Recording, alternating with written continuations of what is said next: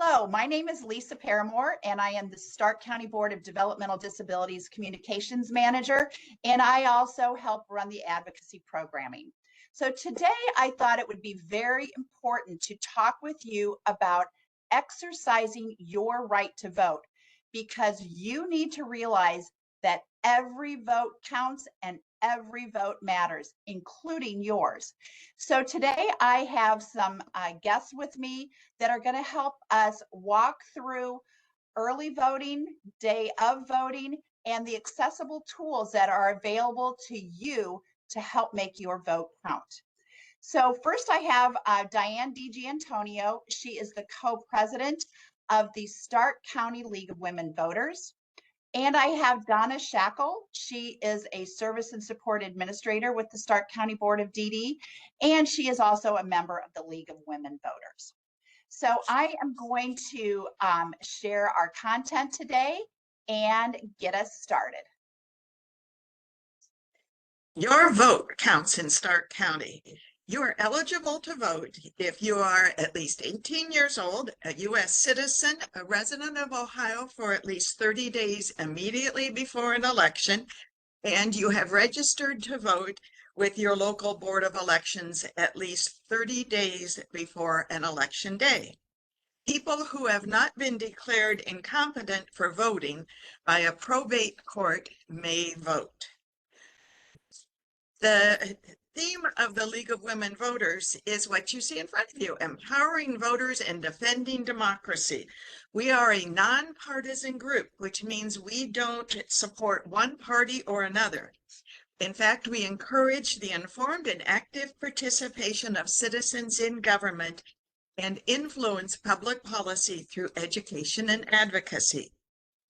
You might be familiar with our voter guides, which provide factual information about candidates and issues on the ballot. So let's talk a little bit today about what is the best way to vote. You really have three choices. One is absentee, the other is early, and we're going to cover each one in some depth. The second is early in person, and the third is in person on election day. Each one has its own advantages and disadvantages. So the absentee ballot is convenient to vote at home.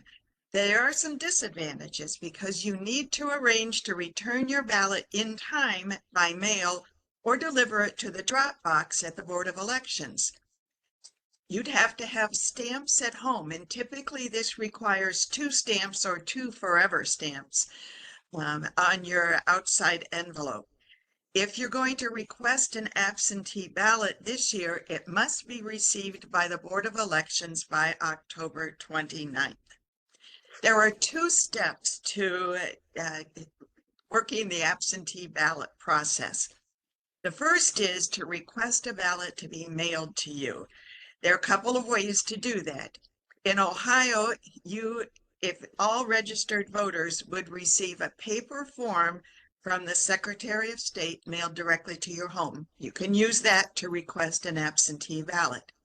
Or you can visit voteohio.gov to fill out a form online and then print it and mail it to your Board of Elections. Make sure you filled in all the questions on the form and make sure you mail it at least 7 days before the election. And then shortly before the election, you will receive your ballot by mail. Now, if you haven't received your ballot, when expected, call the Stark County Board of Elections at the phone number on the screen there, 330-451-8683. Okay, then the second step is to actually vote your ballot. It's actually very simple, but when you open the original envelope that comes to your house, be careful to tear only the outside envelope because inside is your ballot, a privacy envelope, which you can seal so that your voting is private, and then an outside return mailing envelope. You vote by placing an X or coloring in the circle with a blue or black pen next to your choices. You sign where it's required and you make sure that the signature matches your ID. So if you use a middle initial in your name, put that in.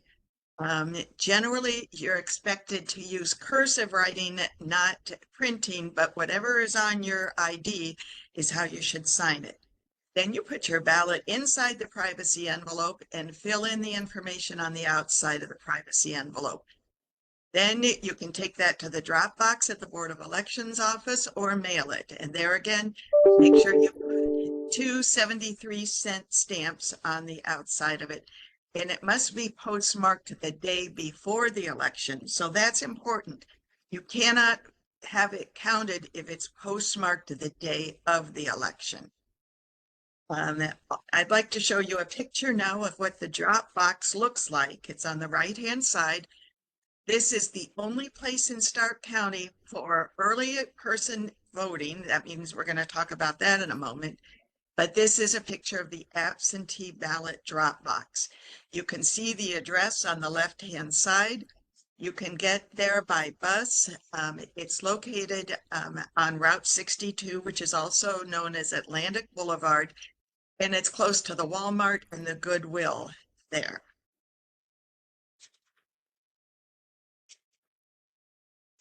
So as Diane mentioned, another option for voters is to vote early.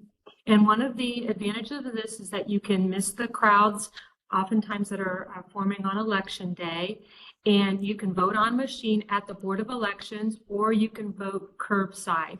And this is done outside the Board of Elections. And this is now open until Sunday, November the 3rd. Now, the disadvantages to voting early is the only place that you can do this is at your Stark County Board of Elections office, and the hours do vary day to day. And so you want to make sure you're well aware of those hours. We're going to go to the next screen and we're going to show those hours to you because they change day to day. So you can see, as for example, today is October 22nd. They are opened at the Stark County Board of Elections for early voting from 8 a.m. to 6 p.m. This is actually a picture of what the voting entrance looks like there at the Stark County Board of Elections, and so that there's no confusion for you when you do show up. Then the third way to vote is voting on election day, which is this year, Tuesday, November 5th. You need to go to your polling location, and this should have been sent to you in advance so that you know. Don't always assume that if it was a place before that it's at same place this year. So make sure you're always aware of your location. Now, again, the advantage of this is that it's close to your home. And you want to make sure, again, like I said, that you know where you are voting. The other advantage is that it is a very long day. Polls open at 6:30 in the morning and they are open until 7:30 in the evening. Now, the disadvantage is you might wait in a line, which is obviously a good sign for democracy if we have a lot of people showing up to vote. And like I said, you want to make sure that you know your polling location. And the best way to do this is to look it up at that vote411.gov, and it will indicate your polling location. Okay, it's actually very easy to use Vote 411 or voteohio.gov. Vote 411 is sponsored by the League of Women Voters, so of course I'm going to tell you about that. Any email address that ends in, or excuse me, any web address that ends in .gov, of course, is a government one. This is operated by the Secretary of State.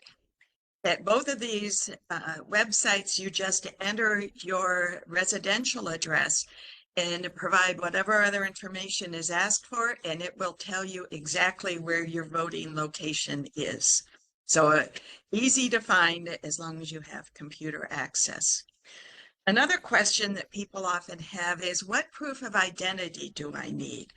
So if you are voting absentee, you need to fill in on the form only one of these three things, and you can choose which one: your driver's license number, your state ID number, or the last 4 digits of your social security number.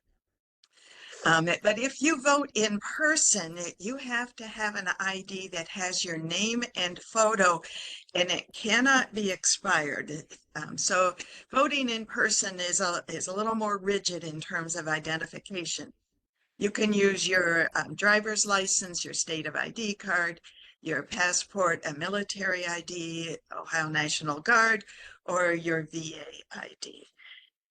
And the important thing is it cannot be expired, because even if it has your name and photo, they will not allow you to vote a regular ballot. You would have to vote what's called a provisional ballot.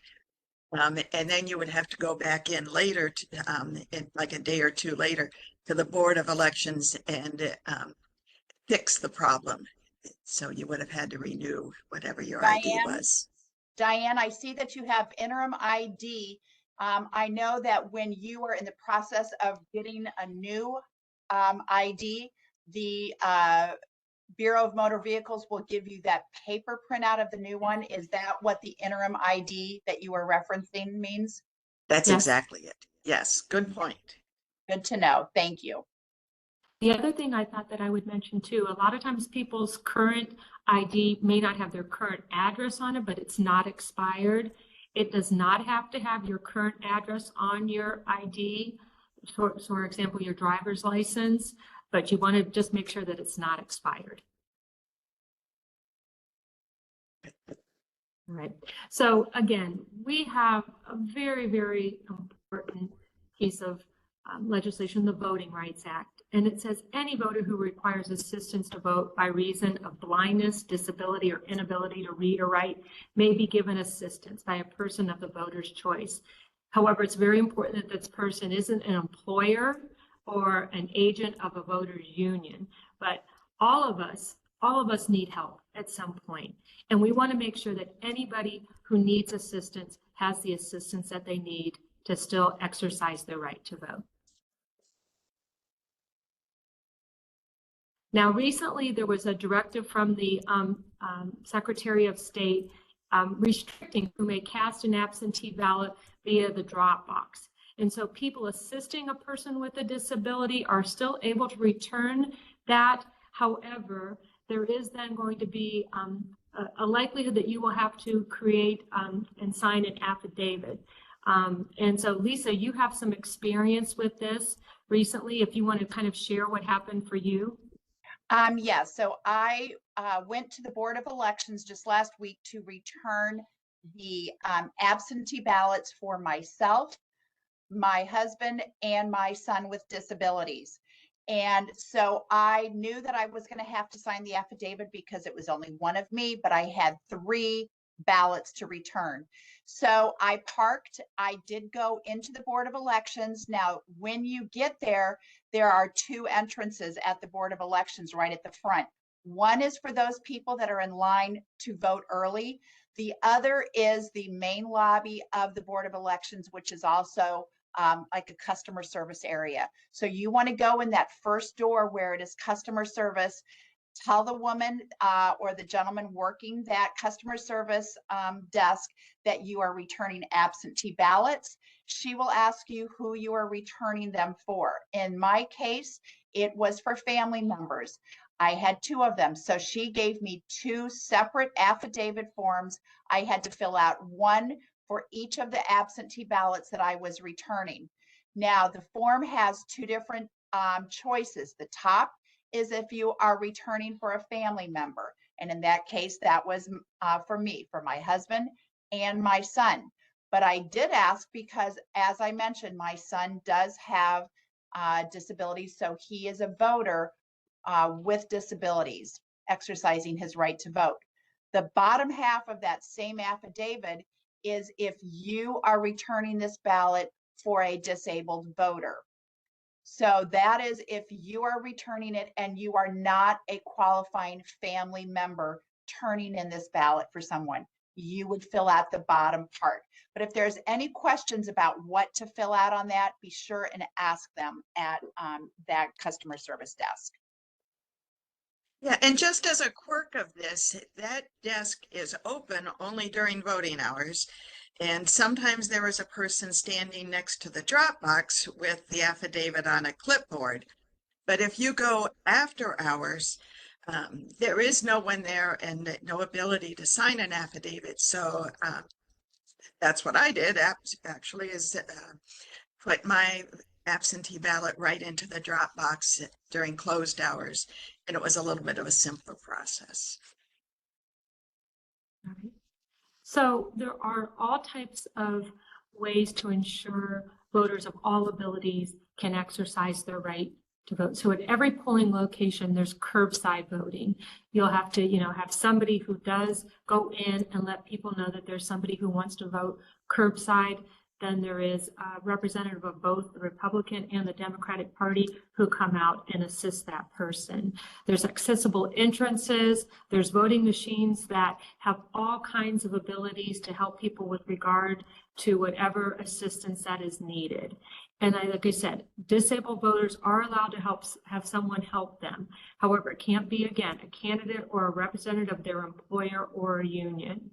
And here you will notice that we have that curbside parking only. That sign is very clear at the Board of Elections. Same thing when you go out, if you're voting the day of voting at your polling location. And you just, here in this instance, you can call this number and somebody could come out, but it may be at your polling location the day of. You may have to have somebody go in and have somebody come and then assist. But again, we want to make sure that everybody has every possible chance of being able to vote. And so there's a lot of ways to assist with that. Let's do a quick review of some questions here. Who can help me with my ballot? I'm sure now you know that anyone at home or at the polling place or voting place can help you unless they're a candidate or related to your employer or union.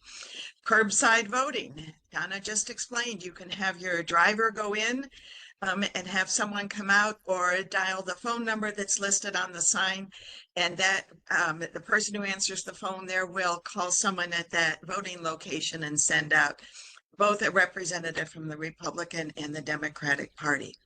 Question, is it better to mail your absentee ballot or put it in the Board of Elections drop box? That's a personal choice. Whichever works better for you. Some people are worried about the reliability of the mail service, so they would probably go to the drop box, but that may not be convenient for everyone. So you have two choices. Where can you find information about candidates and ballot issues?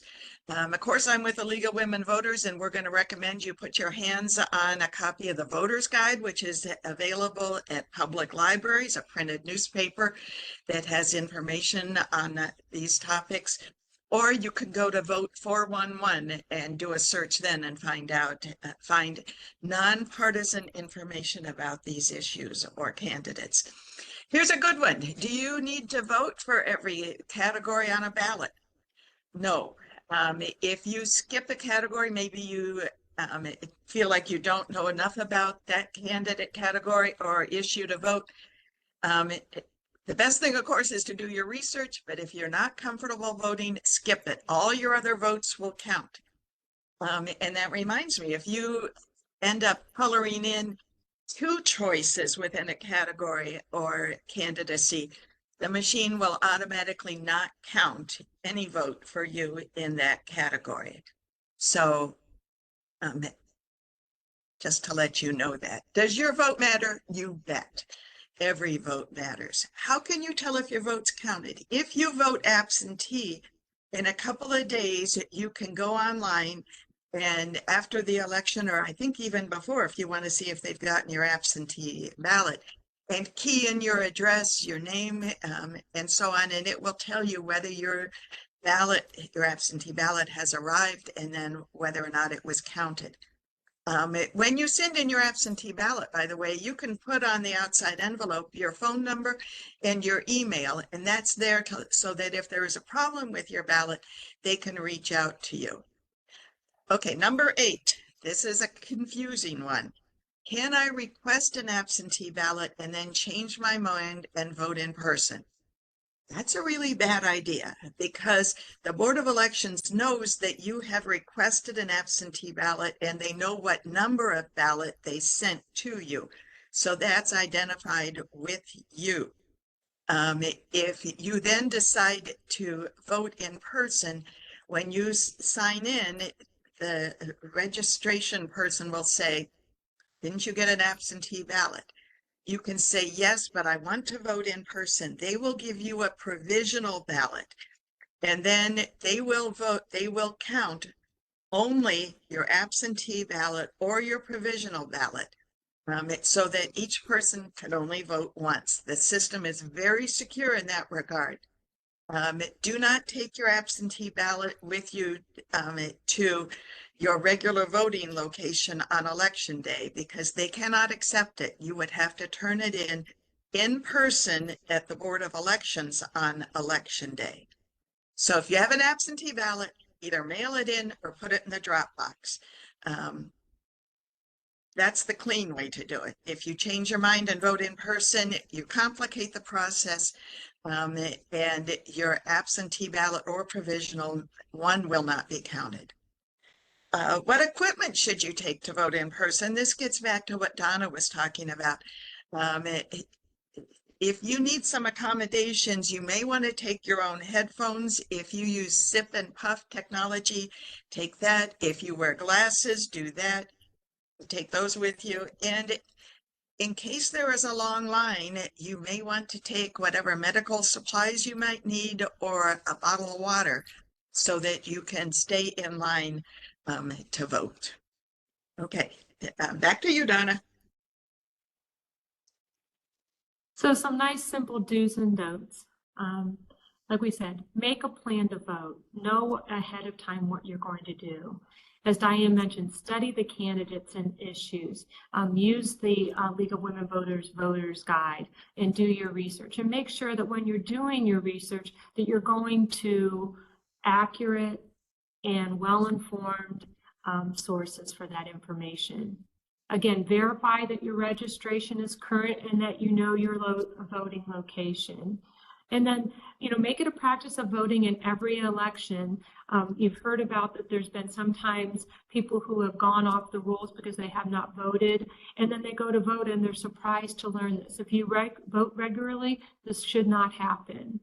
You want to encourage everyone who's informed and wanting to vote to do so, and then learn your rights. And so know that you have abilities that to vote in the way that you want to.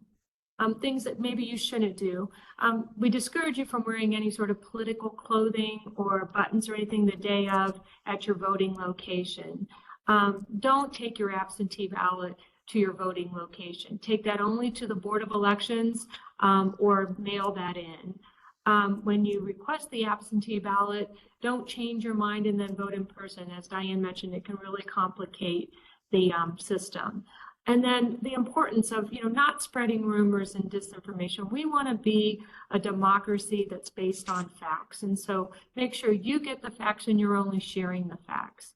And then don't discourage others from voting. Like we said, voting is a right and a responsibility of every citizen. And so we want to encourage everyone to do so.